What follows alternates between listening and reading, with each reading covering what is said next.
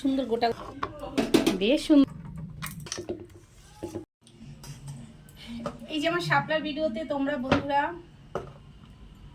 আমার শাপলার ভিডিওতে বন্ধু আপনারা অনেক ভালোবাসা দিয়েছিলেন, লাইক কমেন্টও করেছেন, অনেকে বলেছেন অনেকভাবে শাপলাগুলো খাওয়া যায়। আমি কিন্তু রান্না করতে জানি না, ফার্স্ট টাইম করছি, কারণ আমার মা করতো, আর মা তো নেই, 5 বছর হয়ে গেল, তাই অনেক বছর ধরে সব খাওয়াটাও হয় না। আমি যে শাপলাগুলোকে ভালো করে বেছে ধুয়ে নিয়েছি, ছোটো ছোটো করে কেটে নিয়েছি, মানে হাত দিয়ে ছাড়িয়ে নিয়েছি, এমনি করে খোসাগুলোকে টান দিয়েছি, ছাড়িয়ে গেছে, তারপর ছোটো ছোটো করে ভেঙে নিয়েছি।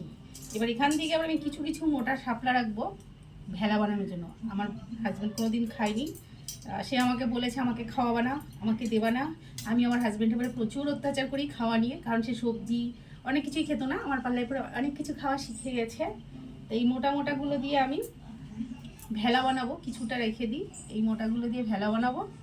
এটা রাত্রে করবো, এটা কিছুটা রেখে দিই এখান থেকে বেছে বেছে, তারপর এগুলো দিয়ে লবণ দিয়ে এর মধ্যে দিয়ে জল বের করে নেবো। আমার দিদি বললো এর মধ্যে লবণ দিয়ে ভালো করে চটকে নিবি, তাহলে সমস্ত জলগুলো বেরিয়ে যাবে, তারপরে চচ্চড়িটা করবি। দিদির কাছে একটু জেনে নিলাম, আর দিদির কাছে জেনে করছি, মা থাকলে তো মার কাছেই শুনে নিতাম। যাই হোক, এবার আমি এটা ভালো করে একটু জল দিয়ে চটকে নেবো। এই যে আমি এতগুলোকে বেছে রেখে দিলাম, অনেকগুলো বড়া হয়ে যাবে, যেহেতু আমি ফার্স্ট টাইম করবো তাই বেশি নিলাম না। আর এটা একদম বেগুনির মতন হবে, বেশ ফুলে ফুলে সুন্দর হবে খেতে, গরম ভাতের সঙ্গে দারুণ লাগে। আর দিদির কাছেও জেনে নেবো এটাকে দিয়ে কী করে ভেলা বানাবো, তারপর রাত্রে করবো। আমার বর কিন্তু আগেই বলে দিয়েছি আমি কিন্তু খাবো না, আমার পাতে যেন পড়ে না, এরকম আমাকে অনেক কথা শোনায়। সে কাঁচা মাছ খায় না, আমি তাকে ইলিশ ভাপা, মাছের চচ্চড়ি, মানে আমার মার ভালো ভালো মেনুগুলো আমি অনেক খাওয়া শিখিয়ে দিয়েছি, আজকে এটাও খাওয়া শিখিয়ে দেবো। এই যে আমার ঝুড়ির সমস্ত শাপলাগুলোকে এবার আমি একটা গামলার মধ্যে ঢেলে নেবো। নিয়ে নিলাম একটু বড় সাইজের, যেহেতু লবণ দিয়ে এটাকে ভালো করে মেখে নিতে হবে। ঢেলে দিচ্ছি, যখন চচ্চড়িটা করব তখন লবণটা কম দেবো, এতটা পরিমাণে লবণ দিলাম, দিয়ে এটাকে ভালো করে মেখে জলটা বের করি। শাপলায় তো প্রচুর জল থাকে, তাহলে আর আমার শাপলা ঝোল হয়ে যাবে। আমি ভালো করে এগুলোকে মেখে মেখে জল বের করে নেব। অনেক জল বেরিয়ে গেছে বাবা, এই শাপলা মাখতে মাখতে আমার গরম লেগে গেল, অনেক জল বেরিয়ে গেছে। বা এটাকে ছেঁকে নিই ভালো করে, একটু চিপে চিপে নিয়ে সাজিটার মধ্যে ঝরা দিয়ে দিই, তাহলে বাকি জলগুলো বেরিয়ে যাবে। তারপর আমি একটু মশলাটা বেটে নেবো। কত জল বেরিয়েছে, এটাকে ফেলে দিই। আর এই যে আমার সমস্ত শাপলাগুলোকে জল বের করা হয়ে গেছে, এবার এটার ভেতরে রেখে দিই, তাহলে বাকি জলটাও ঝরে যাবে যেটুকু থাকবে। এই মশলাটা বেটে নিই। নোড়া নিয়ে নিয়েছি, 2 চামচ, এখানে 3 চামচ জিরা দেবো, 3 চামচ হয়ে গেল, 2 চামচ রাঁধুন দিয়ে দিলাম। এবার একটু জল দিয়ে ভালো করে এটাকে বেটে নিই, মশলাগুলোকে বেটে নিই। সমস্ত মশলা বাটা হয়ে গেছে, এবার এগুলোকে তুলে নিই, সবই বাটিতে তুলে নেব। তোলা হয়ে গেছে। এবার আমি বাটা মাছ দিয়ে চচ্চড়ি করব। বাটা মাছ দিয়ে চচ্চড়িটা করব, কালকে বাজার থেকে এনে কেটে ধুয়ে ফ্রিজে রেখে দিয়েছিলাম। আমি বক্সের মধ্যেই রাখি, তাহলে মাছগুলি গন্ধও হয় না আর সেফ থাকে। এবার এগুলোকে কড়াইতে দেবো, সব শাপলাগুলো দিয়ে দেবো। ওপাশে একটা পুচকি করে কান্নাকাটি করছে, মাছগুলো দিয়ে দেবো, আলু খাচ্ছে, 4টে কাঁচা লঙ্কা, মিডিয়াম সাইজের 2খানা পেঁয়াজ কুচি কুচি করে নিয়েছি। সমস্ত মশলা বাটাটা দিয়ে দেবো, পরিমাণ মতন হলুদ, চুলায় লবণ দেওয়া আছে তাই মাছের মতন একটু লবণ দেবো, দেবো একটু লঙ্কার গুঁড়ো, যেহেতু আমি শুকনো লঙ্কা বাটার মধ্যে দিইনি তাই গুঁড়ো দিয়ে দিচ্ছি, হাতটা খুব জ্বালা করে এই জন্য গুঁড়ো দিয়ে দিলাম। এর জন্য কাশ্মীরি লঙ্কার গুঁড়ো, করে সর্ষের তেল। এটাকে এবার হাত দিয়ে ভালো করে মেখে নেব, যতটা একটা ভালো মাখা হবে না চচ্চড়িটা তত ভালোই টেস্ট হবে। আমার মা বিভিন্ন রকমের মাছ দিয়ে, ছোট মাছ দিয়ে করতো, খেতে তো দুর্দান্ত স্বাদের হতো। মায়ের মতন পারবো না জানি, চেষ্টা করতে দোষ কি, এসবের ভেতরেও তো মাকে ধরে রাখা যায় না। মা চলে গেছে কিন্তু মার স্মৃতি, মার রান্না, মার সব কিছুই রয়ে গেছে। এর মধ্যে আমি অল্প পরিমাণে একটু জল দেবো, হাত ধোয়া অল্প পরিমাণে একটু জল দেবো। মাকে দেখতাম মশলা হাতটা ধুয়ে একটু জল দিত, ওতেই সবজিগুলো মাছগুলো সব সেদ্ধ হয়ে যেত। একটু বেশি করেই জল দিই, হয়ে গেছে।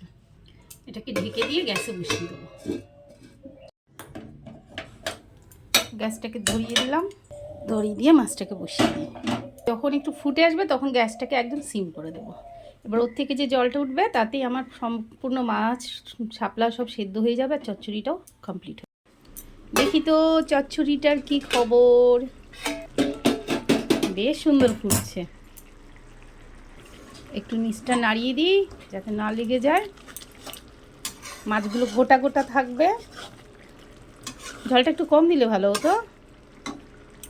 বাড়িতে শাপলাগুলো এসেছিলো সন্ধ্যাবেলায়, সোমবার দিন সন্ধ্যাবেলায়। তো আমি বাড়ি থেকে যখন গেট থেকে বেরিয়েছি তখন দেখে একটা ভদ্রলোক ভ্যানে করে অনেকগুলো শাপলা এনেছে। তো আমি জিজ্ঞেস করলাম যে আশেপাশে আরও লোককে দেখলাম নিচ্ছে, তো আমি ওনাকে জিজ্ঞেস করলাম যে শাপলাগুলো কত। তা বলছে যে এর এক একটা আঁটি হচ্ছে 10 টাকা করে। তো শাপলাগুলো পুরো এক ভ্যান, ফুলগুলো এত সুন্দর লাগছিল দেখতে, অসাধারণ লাগছিল। তা আমি ওই ভদ্রলোককে জিজ্ঞেস করছি যে দাদা শাপলাগুলো কোথা থেকে তুললেন। বেশ এরকম মিডিয়াম মিডিয়াম সাইজের সব শাপলাগুলো, কিছুতে স্বীকার করে না। তাই আরে বলুন না, আমাদের দিক তো এখন জল আগের মতন নেই, শাপলা টাপলা হয় না তেমন একটা, দেখতে খুব ভালো লাগছে। এবার ভেবেছে কি আমি হয়তো শাপলা টাপলা তুলতে যাবো। তা আমাদের এখান থেকে বেশ খানিকটা দূরে, ওই নীলগঞ্জ থেকেও যাওয়া যায়, আবার মাধবপুর থেকেও যাওয়া যায়। আমি কোনোদিন যাইনি। বত্তির বিল বলে একটা জায়গা আছে, মানে ওটা সম্পূর্ণই নাকি চাষের জমি। বর্ষার সময় জল হয়ে পুরো বিলের মতন হয়ে যায়, ওখানে নৌকো নিয়ে ঘোরা যায়, অনেক রকমের আনন্দ করা যায় আর কি। গিয়ে একটু ভালো লাগে, সবাই বাচ্চা কাচ্চা নিয়ে গার্লফ্রেন্ড বয়ফ্রেন্ড সবাই মোটামুটি ঘুরতে যায়। আমাদের এখনও যাওয়া হয়নি, তবে প্ল্যান আছে একবার একটু ঘুরতে যাব। তখন আমাকে বলছে বত্তির বিল থেকে। কি আমি শাপলা তুলতেও যাব না, বিজনেসও করব না, শাপলাগুলো দেখে খুব ভালো লাগছে। অনেকক্ষণ থমকে থেকে তারপরে বললো যে বত্তির বিল থেকে শাপলা নাকি তুলেছে। তাহলে চিন্তা করুন, একটু জিজ্ঞেস করবো কোথার থেকে, সে হয়তো ভাবছে বিজনেস শুরু করে দেবো। আরে না বাবা, আমি করছি না, আমার সে সাহসে নেই জলে নেমে টেমে শাপলা টুপলা তোলা। এই একবার কিনে নিয়েছি, এই যথেষ্ট। আর গেছে বেশ, ঝোলটাও টান টান হয়ে গেছে। এবার এটাকে গ্যাসটাকে আমি নামিয়ে নেবো। চলো ওঠো। মাছগুলো কি সুন্দর গোটা গোটা আছে, দেখেছেন? একটা মাছ ভাঙেনি, এই যে একটা মাছ ভাঙেনি, সব মাছ গোটা গোটা আছে। আমার মাও চচ্চড়ি করতে একটা ছোটো মাছ হোক বড়ো মাছ হোক, মানে মোরলা পুঁটি যাই হোক, এরকম গোটা গোটা মাছ থাকতো। এটা আমার একটা ট্যালেন্ট ছিল। আজকে আমি আমার কর্তামশাইকে চচ্চড়ি খাওয়াবো। যে অত্যাচারী বউয়ের হাতে পড়েছে আমার কর্তামশাই, না খেয়ে যাবে কোথায়। এটা মাথাটা আবার ভেঙে গেল। এই যে পাশের বাড়ির মাসিকে একটু দেবো, এটা মাসির জন্য। মাসির মাও করতো নাকি শাপলা দিয়ে মাছের চচ্চড়ি, মাসি খুব মিস করেছে সেটা।